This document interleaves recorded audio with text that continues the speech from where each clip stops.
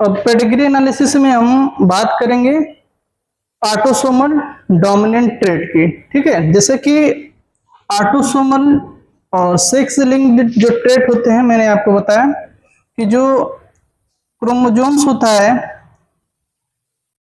Human में वो होता है 23 पेयर्स। ठीक है, और इसमें क्या होते हैं कि 22 जो क्रोमोजोम्स होते हैं वो ऑटोसोम्स होते हैं, और एक होता है वो क्या होता है सेक्स वाला क्रोमोजोम्स। ठीक है, 1 पेयर जो क्रोमोजोम्स है वो सेक्स वाला क्रोमोजोम्स है, और जबकि 22 जो क्रोमोजोम्स हैं वो कौन से हैं, ऑटोसोम्स वाले। अब ऑटोसोम्स में भी दो प्रकार के ट्रेट जो डिसाइड करते हैं, एक होता है ऑटोसोमल डोमिनेंट और एक होता है ऑटोसोमल रिसेसिव। ठीक है, तो हम यहाँ पे बात करेंगे ऑटोसोमल वाले क्रोमोजोम्स की जो ट्रेट डिसाइड करते हैं।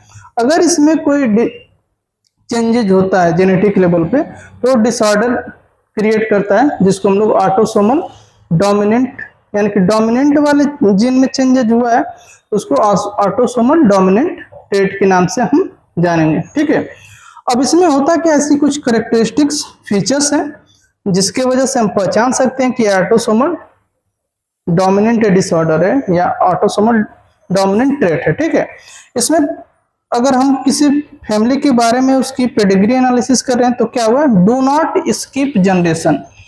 स्किप जनरेशन का मतलब क्या होता है कि देखिए इस वाले फैमिली में किसी को क्या है, डिजीज है, तो इसके आने वाले जो पीढ़ी है, इससे जो बच्चे आएंगे उनमें भी डिजीज दिखाई देने को मिलेगी, तो यहाँ पे जनरेशन गैप नहीं मिल रहा है। ठीक है, यानी कि यहाँ पे अगर एक कोई मेंबर है और इससे कोई चिल्ड्रन पैदा हो रहा है तो वहां पे भी डिजीज दिखाई देने को मिलेगी, तो यहाँ पे जनरेशन गैप नहीं होता है, पहली बात।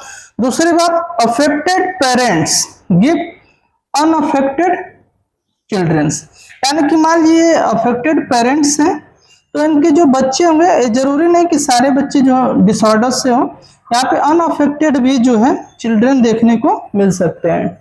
ठीक है, यानी कि यहाँ पे अफेक्टेड है तो यहाँ पे देखेंगे कि क्या है, अनअफेक्टेड चिल्ड्रन देखने को मिल रहा है।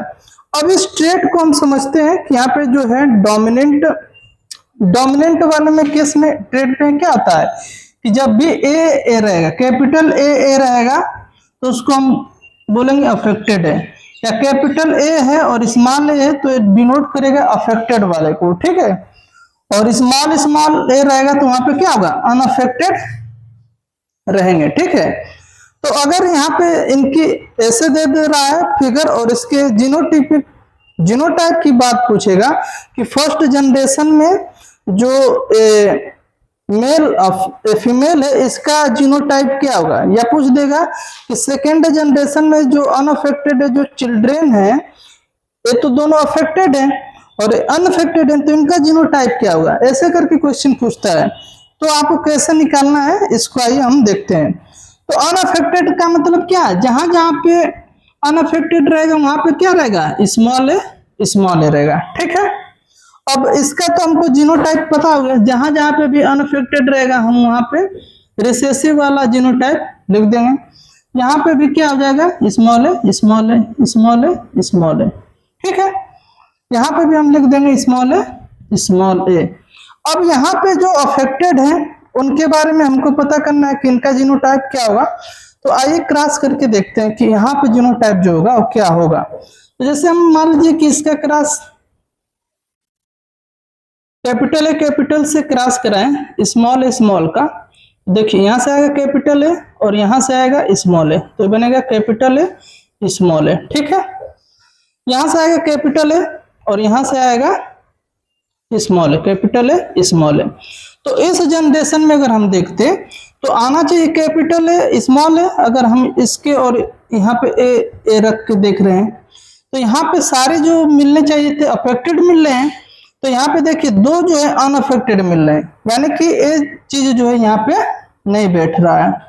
ठीक है, समझ में आ रहा है। दूसरा चीज कि अब हम इस वाले को बैठाएंगे यहाँ पे। ठीक है, तो कैपिटल ए है और स्मॉल ए है। ठीक है, इसको देखते हैं तो यहाँ पे क्या करेंगे हम कि स्मॉल ए वाले को देखते हैं। ठीक है, तो यहाँ से देखिए फिर क्रॉस कीजिए, यहाँ से है कैपिटल है और यहाँ से है स्मॉल है, तो कैपिटल है स्मॉल है, ठीक है।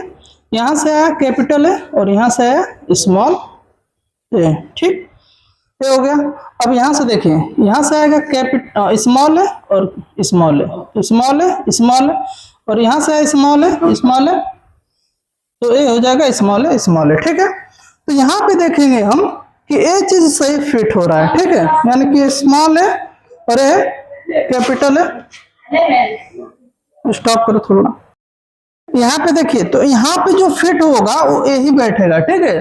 तो जब भी इनका इसमें से जीनोटाइप पूछेगा किसी भी जनरेशन का, देखिए ये फर्स्ट जनरेशन है ए वाला, और ए वाला जितने भी है ये सेकेंड जनरेशन है, और ए वाला जो है थर्ड जनरेशन है, ठीक है।